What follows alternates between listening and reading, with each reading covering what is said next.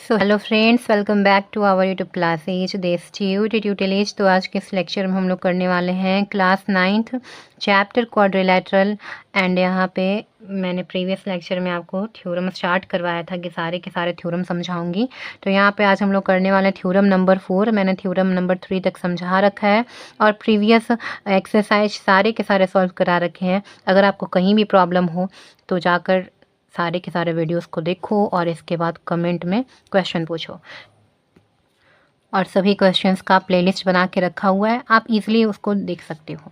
तो आइए हम थ्योरम नंबर 4 में बढ़ते हैं। यहाँ पे देखो, मैं समझाने के लिए बोल रखी थी, एक्चुअली ये तो एग्जांपल में दे रखा है बट मैं आपको समझा देती हूँ। थ्योरम नंबर 4 में यहाँ पे कह रहा है if in a quadrilateral each pair of opposite angle are equal then it is a parallelogram. यहाँ पे आपसे कह रहा है कि क्वाड्रिलेटरल है जहाँ पे उसके ऑपोजिट एंगल जो हैं, जैसे बी डी के इक्वल है और ए सी के इक्वल है, तो ये प्रूफ करो कि ए बी सी डी जो क्वाड्रिलेटरल है ये पैरेललोग्राम है।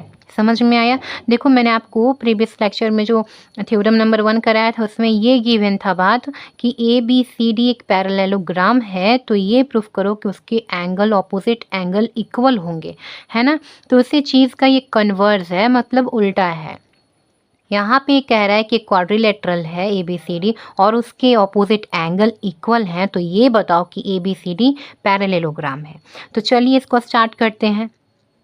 तो देखो, मैंने उस थ्योरम को यहाँ पे लिख रखा है और यहाँ पे मैंने जैसा आपको बताया था कि आप गिवन निकालो अपने वे में और इजी वे में लिख लो, ताकि आपको ये आसानी से पता चल सके कि क्या लिखा हुआ है, क्या गिवन है और क्या प्रूफ करना है। इसे भी इजी लैंग्वेज में लिख लो, इससे ये पता चलेगा कि आपको पहुँचना कैसे है जो पूछ रखा है उस पर। तो सबसे पहले आप गिवन से निकालो इन्फॉर्मेशन, फिर इसके बाद टू प्रूफ से जाके क्वेश्चन पूछो, जैसा मैंने आपको समझाया था कि आप मिलोगे कहाँ। जैसे टू प्रूव में है कि A B C D parallelogram है, तो इसको भी मैंने इजी वे में आपको लिखना सिखाया था, वैसे ही लिख लिया कि पैरेललोग्राम है। तो इसका मतलब क्या प्रूफ करना कह रहा है कि ए बी डी सी के पैरेलल है, ये प्रूफ करो। जब भी बोले कि पैरेललोग्राम प्रूफ करो तो इसका मतलब क्या है, बाकी चीज़ें गिवन है अगर तो इसका मतलब है कि ए बी डी सी के पैरेलल कह रहा है, ए डी बी सी के पैरेलल कह रहा है प्रूफ करने। ठीक है, अब यहाँ पे आइए कि ये मिलेगा कहाँ पे। तो चलिए इसको देखिए, ये कैसे होगा। मतलब पैरेलल तो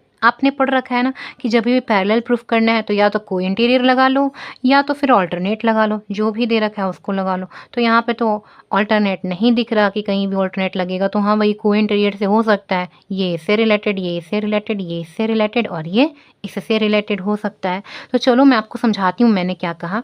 तो चलो, एंगल ए जो है एंगल सी के क्या दे रखा है, इक्वल दे रखा है। एंड एंगल जो बी है वो एंगल डी के इक्वल दे रखा है। ये सारी चीज़ें क्या है, गिवन है ना, गिवन।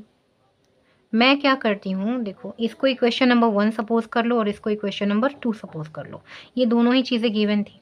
अब आपको क्या करना है कि देखो, इनका रिलेशन हम निकाल रहे हैं ना, तो एडिंग इक्वेशन 1 एंड 2, 1 और 2 को ऐड कर दो तो लेफ्ट वाला लेफ्ट में, राइट वाला राइट में। मैंने आपको बताया था इक्वेशन ऐड करने का। तो a प्लस बी बन जाएगा और इधर c प्लस डी बन जाएगा, है ना। इक्वल के इस साइड वाला इधर से होगा एडिशन, ये साइड वाला इस साइड से होगा। अब इसके बाद बोलो कि a प्लस बी और c प्लस डी जो है वो तो इक्वल आ गया। तो अब आप ये बताओ कि आपको ऐसा नहीं दे रखा है कि A B C D is a quadrilateral, तो A B C D is a quadrilateral, इसीलिए सम ऑफ ऑल एंगल्स आपने पढ़ रखा है ना ऑफ ए क्वाड्रिलेटरल इज 360। ये तो आप जानते हैं,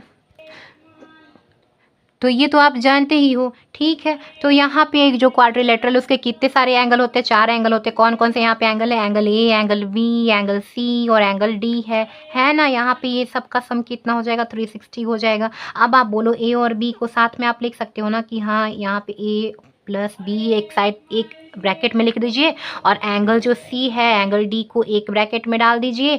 और इन दोनों का हमें बता रखा है कि जो ए प्लस बी है वो सी प्लस डी के क्या है, इक्वल है। ठीक है, तो देखो, ये a प्लस बी इस c प्लस डी के इक्वल है। यहाँ से इक्वेशन नंबर 3 से है ना, इसको इक्वेशन नंबर 3 डाल दो। तो यहाँ पे आप किन्हीं एक का नाम लिख सकते हो 2 बार, जैसे ए प्लस बी को ऐसे छोड़ दो, ए प्लस बी को ऐसे छोड़ दो, और इस वाले को चेंज कर दो, सी प्लस डी को इसके जगह लिख दो angle A plus angle B. क्यों? क्योंकि ये पूरा इसके इक्वल है ना, तो इसका नाम इसको मिल गया, ठीक है। 360 पड़ गया। कहाँ से ऐसा चेंज हुआ? फ्रॉम थर्ड, 3 से ऐसा चेंज हो गया, ठीक है।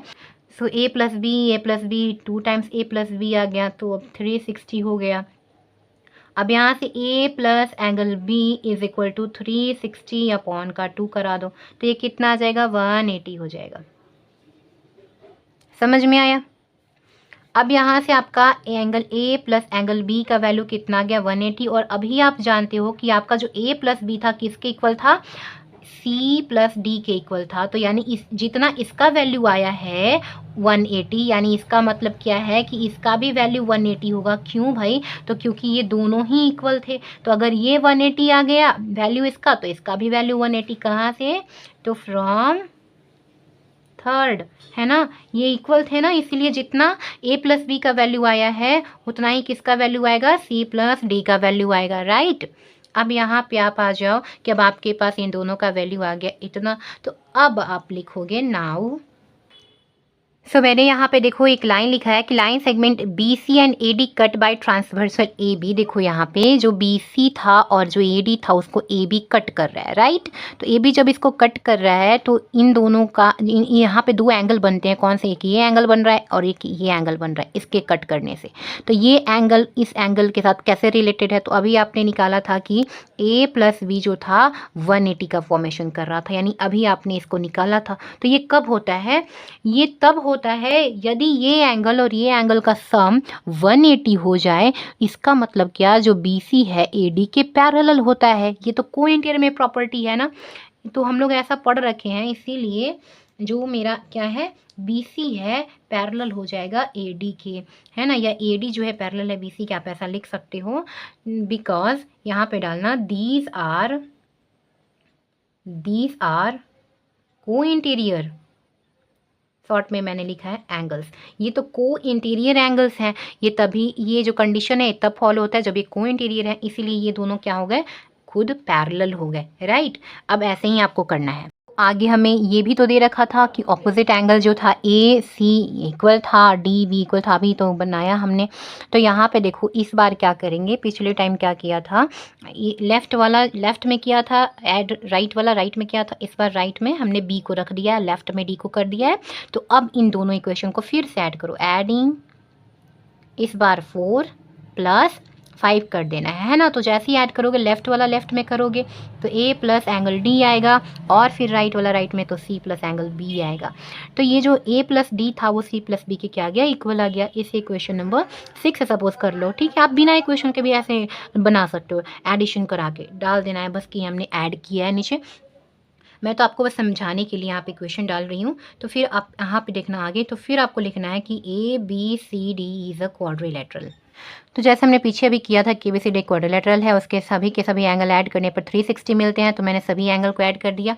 अब यहाँ पे क्या करना है, A के साथ हमें D को रखना है और B के साथ हमें किसको रखना है? C को रखना है। यहाँ पे हमने ऊपर जो इक्वेशन बनाया ना मैंने, बस इसी को हम लोग को यहाँ पे यूज़ करना है, इसीलिए ऐसा।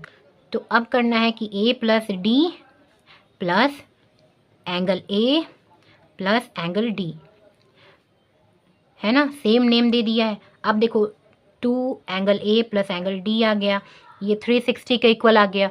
अब angle A plus angle D किसके इक्वल आ गया? 360 डिवाइडेड बाई 2, यानी कि 180 आ गया। यानी कि angle A plus angle D का वैल्यू कितना आ गया? 180। और ये जो एंगल A प्लस D था किसके इक्वल था?